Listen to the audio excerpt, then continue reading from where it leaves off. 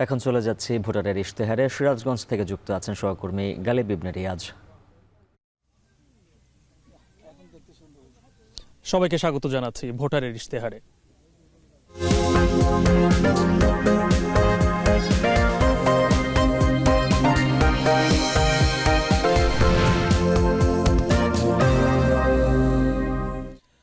যমুনার তীর ঘেঁষে এক বন্দরকে ঘিরে গড়ে ওঠা জনপদ সিরাজগঞ্জ, কিন্তু আমার ঠিক পেছনে যেই নদীটি দেখা যাচ্ছে, এই মরা নদীতে প্রাণের সঞ্চার ঘটিয়েছে হলুদ ফুলের শস্য সরিষা।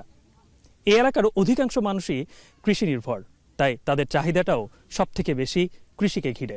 স্বাগত জানাচ্ছি ভোটারের ইশতেহারে সিরাজগঞ্জ থেকে। সঙ্গে আছি আমি গালিব ইবনে রিয়াজ, আর আমার সঙ্গে এই ভোটারের ইশতেহারে আছেন কয়েকজন এই সিরাজগঞ্জের যারা রাজনৈতিক নেতৃবৃন্দ ছাড়াও এখানে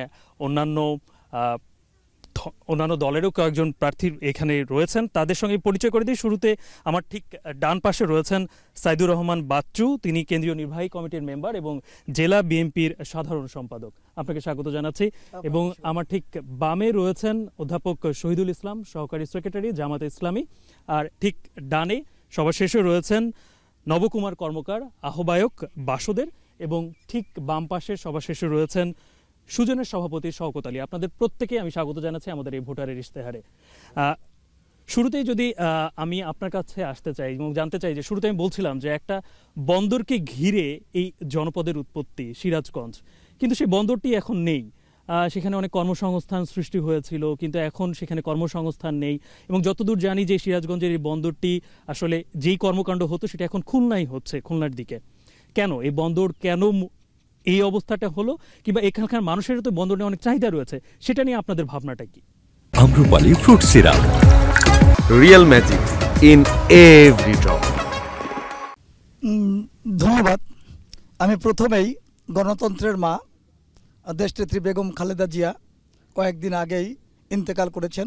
আমি তার আত্মার মাগফিরাত কামনা করছি এবং সিরাজগঞ্জ জেলা বিএনপির পক্ষ থেকে এখন টেলিভিশনকে এবং সুপ্রিয় দর্শক শ্রোতাবৃন্দদেরকে আমি অভিনন্দন এবং শুভেচ্ছা জানাচ্ছি। আপনি যে প্রশ্নটি করেছেন যে সিরাজগঞ্জ তো একসময় বন্দর ছিল, আসলে দেখেন সব কিছু কিন্তু পরিবর্তনশীল। এক সময় এই সিরাজগঞ্জে বড় বড় নৌকা চলতো, স্টিমার চলতো, লঞ্চ চলতো এবং এখান থেকে সরাসরি কলকাতার সঙ্গে কিন্তু যোগাযোগ ছিল। সিরাজগঞ্জকে একসময় ডান্ডি অফ কলকাতা বলা হতো। এখান থেকে পাট এবং অনেক ব্যবসায়ীরা ব্যবসা করত, বিশেষ করে পাটের জন্য সিরাজগঞ্জ বিখ্যাত ছিল। এখান থেকে পাট সরাসরি কলকাতাতে যেত। এখন সেটা নেই, কারণ নদীগুলি, আপনি নিজেই বললেন, নদীগুলি মরে গেছে। আসলে নদীগুলি মরে যাওয়ার কিন্তু একটি কারণও আছে। আপনারা জানেন যে ইন্ডিয়াতে 54টি নদীর মধ্যে 52টি বাঁধ সৃষ্টি করেছে, যার কারণে এই বাঁধ সৃষ্টি করার কারণে এই নদীগুলি মরে যাচ্ছে ধীরে ধীরে এই বাঁধের কারণে। তো সেই কারণে আমাদের সিরাজগঞ্জের যমুনা নদী যেটি, এটা ব্রিজ হয়েছে এবং এখানে ধীরে ধীরে নদীটি মরে যাচ্ছে। এবং এই নদী মরে যাওয়ার কারণে বেকারত্ব আমাদের বেড়ে গেছে। একসময় এই নদী আমাদের বলা হতো যে অভিশাপ, কারণ নদী ভাঙনের একটা বিষয় ছিল। কিন্তু সেটা আমরা এখন দেখতে পাচ্ছি যে বাদ দিয়ে অনেকভাবে আসলে নদীকে, মানে আপনাদের এই সিরাজগঞ্জকে বাঁচানোর আসলে চেষ্টা চলেছে। আপনাকে ধন্যবাদ। আবারও আপনার কাছে আমি আসবো, একটু আপনার কাছে আমি আসতে চাই। সেটা হচ্ছে যে, আমি শুরুতে বলছিলাম যে হলুদ শস্যের যে ফসল সরিষা, সেটি আসলে অনেক কৃষকের ভাগ্য পরিবর্তন করেছে। এমনকি যারা দুগ্ধজাত পণ্য খামারিরা রয়েছেন এখানে, কিন্তু তারাও কিন্তু এখন দুর্দশার মধ্যে রয়েছে। সিন্ডিকেটের একটা প্রভাব রয়েছে। এই বিষয়গুলো যারাই এই এলাকায় প্রতিনিধি হিসাবে আসবেন পরবর্তী ত্রয়োদশ জাতীয় সংসদ নির্বাচনে নির্বাচিত হয়ে, কি পদক্ষেপ তারা নেবেন? ধন্যবাদ এখন টিভিকে। আজকে এই লাইভ প্রোগ্রামে বাংলাদেশ জামাত ইসলামী সিরাজগঞ্জ জেলা শাখার পক্ষ থেকে এখানে উপস্থিত রাজনৈতিক নেতৃবৃন্দ এবং শ্রোতামণ্ডলীকে ধন্যবাদ এবং মোবারকবাদ জানাচ্ছি। সেই সাথে আমার কাছে যে বিষয়টি জানতে চাওয়া হয়েছে, আসলে সিরাজগঞ্জে কৃষি নির্ভর একটি এলাকা। এখানে কৃষির পাশাপাশি খামার, ডেইরি, পোলট্রি ফার্মগুলো রয়েছে। সত্যিকার অর্থে কৃষি উৎপন্ন থেকে কৃষক যথাযথভাবে তাদের যে প্রাপ্যতা সে প্রাপ্যতা তারা পায় না। খামারি যারা আছে খামারিদের জন্য এখানে কোনো কোল্ড স্টোরেজ বা যথাযথভাবে যথাযথ স্থানে পৌঁছে এর যে মূল্য পাওয়া সেই মূল্য পাওয়ার জন্য যতদূর জানি যে এখানে কোনো হিমাগারও নেই। এখানে কোনো হিমাগারও নেই। সব কিছু মিলে আমরা সিরাজগঞ্জবাসী কৃষি নির্ভর হলেও খামারি এবং পোলট্রি ডায়েরি ফার্ম অনেকগুলো থাকার পরেও এখান থেকে সিরাজগঞ্জের মানুষ যে ধরনের উপকার পাওয়ার কথা সেটা আমরা পাচ্ছি না। যারাই নির্বাচিত হবে তাদের কাছে আমাদের প্রত্যাশা থাকবে, বাংলাদেশ জামাত ইসলামের পক্ষ থেকে প্রত্যাশা থাকবে আসলে এই বিষয়টাকে গুরুত্ব দিয়ে সিরাজগঞ্জের উন্নয়নের দিকে এগিয়ে যাওয়া দরকার। সেটা অবশ্যই। আমি একটু বাসদের আহ্বায়ক নবকুমার কর্মকার আপনার কাছে আসতে চাই, জানতে চাই যে এই যে বিষয়গুলো নিয়ে সমস্যা তো সব জায়গায় আছে, পুরো বাংলাদেশেই আছে, কিন্তু এই এলাকার যে সমস্যাগুলো আছে সেগুলো সমাধানের পথ আপনি কি দেখেন, কিংবা এই রাজনৈতিক যারা পরবর্তীতেই যারাই প্রতিনিধি হোক না কেন সিরাজগঞ্জে যে 6টি আসন রয়েছে সমস্যার সমাধানটা কিভাবে হতে পারে? না, এটা একটা বিষয়টা হচ্ছে রাজনৈতিক। হ্যাঁ, আমি এখন টেলিভিশনের আজকের এই অনুষ্ঠানে সবাইকে শুভেচ্ছা জানাচ্ছি। সেই সঙ্গে আমি যেটা বলতে চাই, যেহেতু সিদ্ধান্তটা রাজনৈতিক, তাহলে আগে রাজনৈতিকভাবে সিদ্ধান্ত নিতে হবে যে আমরা আসলে উন্নয়নটাকে কোন ধারায় করতে চাই। সেটা হলো কৃষি নির্ভর বাংলাদেশ, তাহলে কৃষির উপর জোর দিতে হবে। তাহলে কৃষির ক্ষেত্রে আমাদের বরাদ্দ কতটুকু হয় রাষ্ট্র কর্তৃক পার্লামেন্টে, সেই বিষয়টা আমাদের বিবেচনা রাখতে হবে। আমাদের এখানে বিশেষ করে সিরাজগঞ্জে তাঁত শিল্প এলাকা, অথচ তাঁত শিল্প কিন্তু 2,80,000 তাঁতের মধ্যে 1,80,000 তাঁত বন্ধ হয়ে গেছে, এবং এর মধ্যে অনেক পণ্য কিন্তু আমাদের জিআই পণ্য, যেটা হ্যাঁ, আমাদের নিজস্ব পণ্য। হ্যাঁ, তাহলে এটা বন্ধ হয়ে গেছে, অথচ সেটাকে চালু করার যে উদ্যোগ সেটা কিন্তু রাষ্ট্র কর্তৃক নাই। আমাদের যে মিল্ক ভিটার অনেক সময় দেখা যায় যে দুধ কৃষকরা বেচতে পারে না, তখন তারা রাস্তায় ঢেলে দেয়। তাহলে সেটাকে কিভাবে আমরা রিকভার করব, আমাদের মিল্ক ভিটা কীভাবে সেই দুধগুলো কিনবে, সে তার একটা পরিকল্পনা থাকা দরকার। আমাদের জুট মিল বন্ধ হয়ে গেছে, 5,000 শ্রমিক বেকার হয়েছে। তাহলে সেই জুট মিল চালু করার বিষয়ে রাষ্ট্রের দায়িত্বটা কী, তাহলে রাষ্ট্র সেটা পালন করছে কি না। তাহলে আমরা যারাই রাজনীতি করি, যারাই পার্লামেন্টে যায় না কেন, যারাই সরকার গঠন করুক না কেন, এই বিষয়গুলো বিবেচনা থাকা দরকার যে বেকার সমস্যার সমাধান করার জন্য আসলে কি করা যেতে পারে। এবং এখানে যারা প্রতিনিধি নির্বাচিত হবেন তাদেরকে ওইখানে এই ভয়েসটা রেইজ করতে হবে। যে আবারও আসবো আপনার কাছে, রাজনৈতিক বিষয়টা বলা হচ্ছে যে এই সমস্যা সব সমাধান রাজনৈতিক, কিন্তু রাজনৈতিক সহাবস্থানটা খুব জরুরি নিশ্চয়ই। ত্রয়োদশ সংসদ নির্বাচনকে সামনে রেখে রাজনৈতিক সহাবস্থান এই সিরাজগঞ্জে যে 6টি আসন রয়েছে সেখানে কেমন দেখছেন আপনি?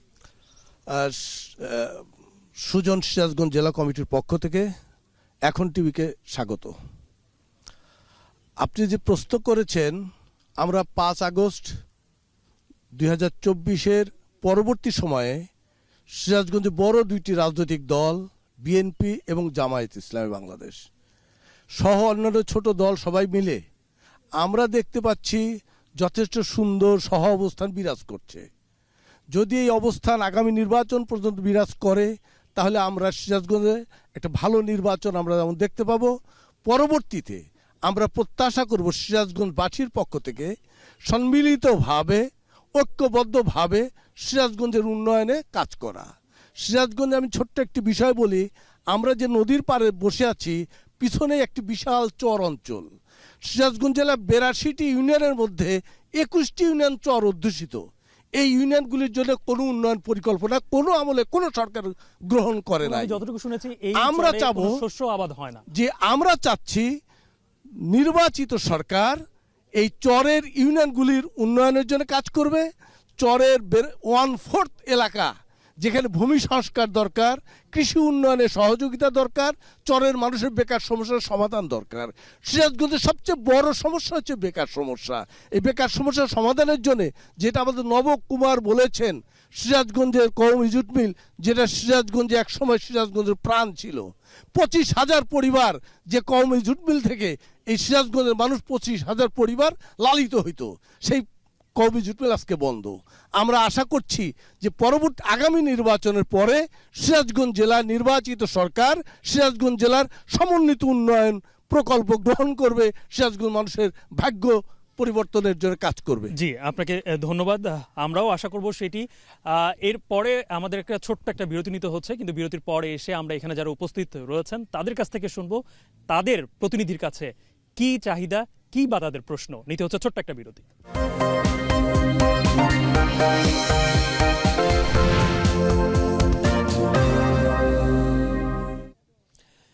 পর আবারও সবাইকে স্বাগত জানাচ্ছি ভোটারের ইশতেহারে। আজকে আছি সিরাজগঞ্জের যে 6টি আসন রয়েছে, আমি আছি জেলা সদরে।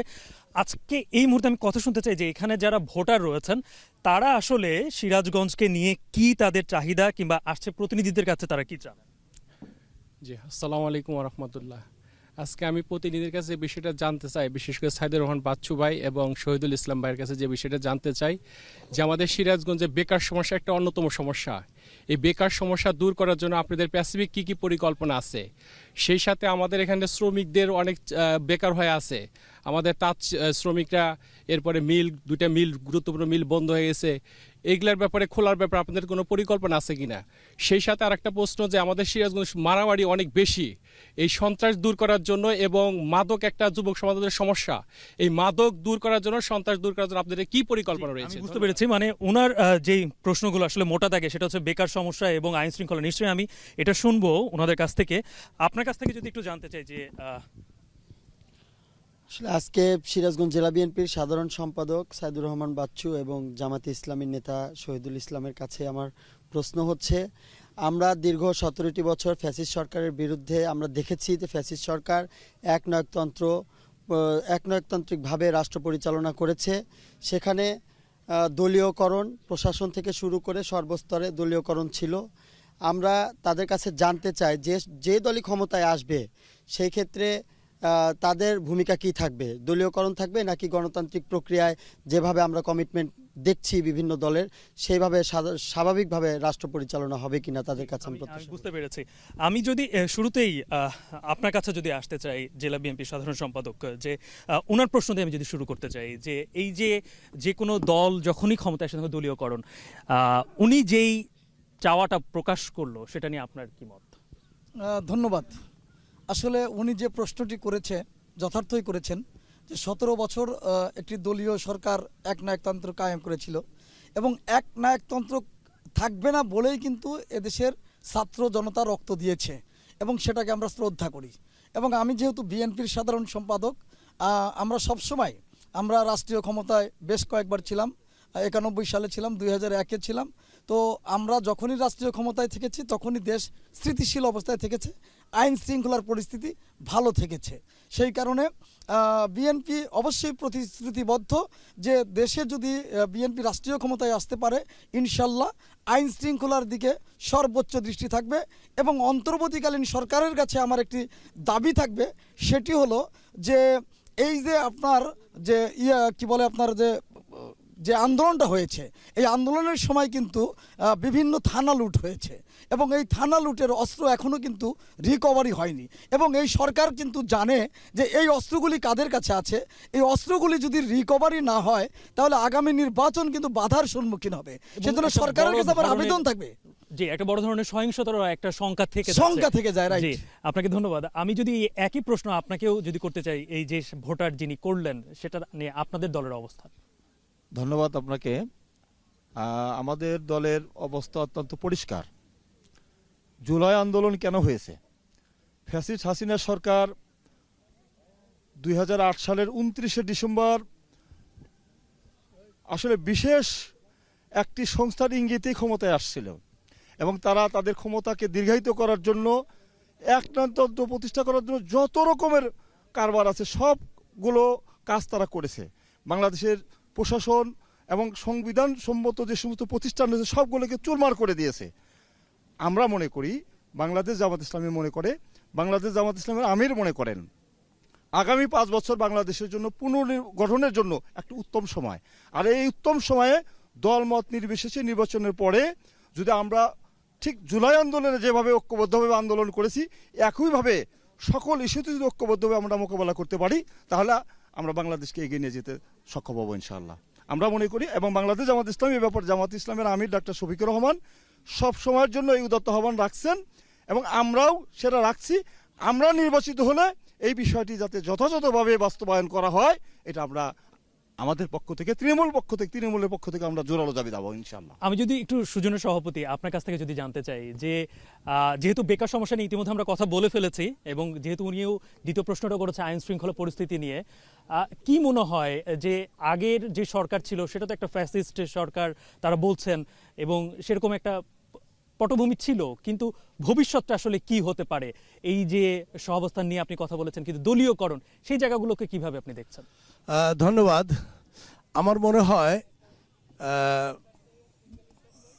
5 আগস্টের পরে আমাদের বাংলাদেশের রাজনৈতিক দলগুলির নেতা নেত্রী কর্মী সকল পর্যায়ের এক ধরনের ধারণা তৈরি হয়েছে কিভাবে দেশটাকে এগিয়ে নিয়ে যেতে হবে।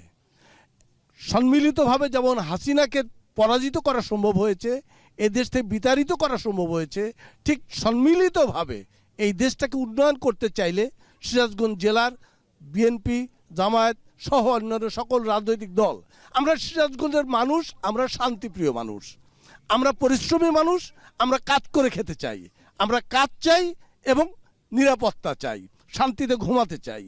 সিরাজগঞ্জের মানুষের এই চাওয়াটুকু খুব বেশি নয়। আমরা রাজনৈতিক নেতৃবৃন্দের কাছে আমরা এই চাওয়াটুকু চাই সিরাজগঞ্জের পক্ষ থেকে, আপনারা সম্মিলিতভাবে সিরাজগঞ্জ মানুষকে শান্তি এবং নিরাপত্তা দিবেন, এই প্রত্যাশা। জি, ধন্যবাদ আপনাকে। এবারে বাসুদের আহ্বায়ক আপনার কাছ থেকে ওই একই প্রশ্নই আসলে সবার কাছ থেকে আমি শুনতে চাই, যে কারণ যখন যে দল আসে দলীয়করণের কিন্তু একটা বড় একটা ব্যাপার আমরা দেখি এবং যেই কারণে থমকে যায়, লাল ফিতার দৌরাত্ম্য তৈরি হয়, নানান জিনিস যেগুলো আমাদের উন্নয়ন কর্মকাণ্ডকে থমকে দেয়। আপনার কাছে কি মনে হয় এটা কি দূর হবে?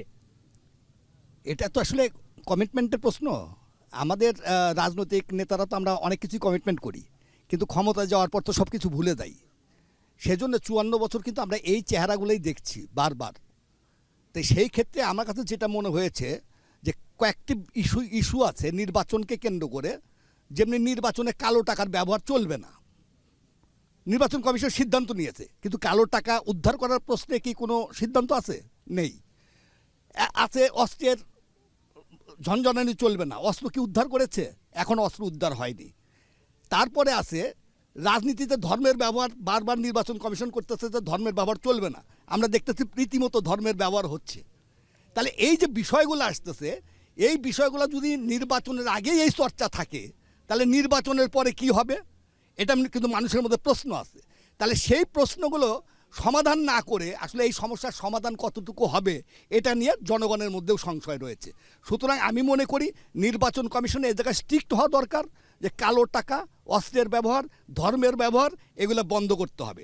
আর রাজনৈতিক যে কমিটমেন্ট যারা দিবে তাদেরকে পার্লামেন্টে ধরার ক্ষেত্রে অবশ্যই রাষ্ট্রীয় নির্বাচন কমিশনের যেমন সিদ্ধান্ত থাকবে, আবার রাষ্ট্রীয় কিছু সিদ্ধান্ত থাকতে হবে, বিশেষ করে আইনকে নিরপেক্ষ রাখা। আইন যেন যে কোনো টাইমে যে কোনো সরকারের বিরুদ্ধেও একটা ব্যবস্থা গ্রহণ করতে পারে। তাহলে আইনকে সেই নিরপেক্ষ জায়গায় আমরা রাখবো কি রাখবো না সেটা কিন্তু রাজনৈতিক সিদ্ধান্ত প্রশ্ন। আমরা কিন্তু তা রাখছি না। বিগত সরকারের যে চেহারা আমরা দেখেছি, তারা রাজনীতিকে ব্যবহার করেছে, তারা আইনকে ব্যবহার করেছে, তারা প্রশাসনকে ব্যবহার করেছে, সেনাবাহিনী, র্যাব ট্যাব সব কিছুকে ব্যবহার করেছে। সুতরাং আমি যদি সিদ্ধান্ত নেওয়ার প্রশ্নে, রাজনৈতিক সিদ্ধান্ত নেওয়ার প্রশ্নে যদি আমি খুব কড়াকড়ি না হই এবং জনগণের সামনে আমি যেটা কমিটমেন্ট দেবো সেই কমিটমেন্ট রক্ষা করার যে বিষয়টা থাকবে সেটা যদি না থাকে, তাহলে এই সমস্যার সমাধান আসলে আদৌ হবে কি না এটা নিয়ে জনগণের মধ্যে নানান প্রশ্ন রয়েছে। তো সেই ক্ষেত্রে আমি রাজনৈতিক প্রত্যেকটা দল, আমার যেমনি রাজনৈতিক দল বাংলাদেশের সমাজতান্ত্রিক দল বাসদ, আমি অবশ্যই কমিটমেন্ট। জি, আমি বুঝতে পেরেছি আপনার কথা। তার মানে সবাইকে আসলে যেই ক্ষমতায় যাক না কেন তাকে আসলে এই বিষয়গুলো আসলে মাথায় রাখতে হবে এবং তৃণমূল পর্যায়ে থেকেই তো এগুলো তৈরি হয় এবং তৃণমূল পর্যায়ে তো এই বিষয়গুলো সব থেকে আমরা বেশি দেখি। এগুলো যত কমে যাবে ততই আসলে সুশৃঙ্খল এবং সুন্দর একটা বাংলাদেশ আমরা দেখতে পারবো। আপনাদের প্রত্যেককে ধন্যবাদ আমার সঙ্গে এই ভোটার ইশতেহারে থাকার জন্য। আপনাদেরকেও ধন্যবাদ। আজকের মতো এই সিরাজগঞ্জ থেকে ভোটারের ইশতেহার শেষ করতে হচ্ছে, তবে আগামীকাল ঠিক একই সময়ে পাবনার ভোটারদের কথা শুনবো ভোটারের ইশতেহারে। অবশ্যই সঙ্গে থাকবেন। দেখা হবে আগামীকাল পাবনায়।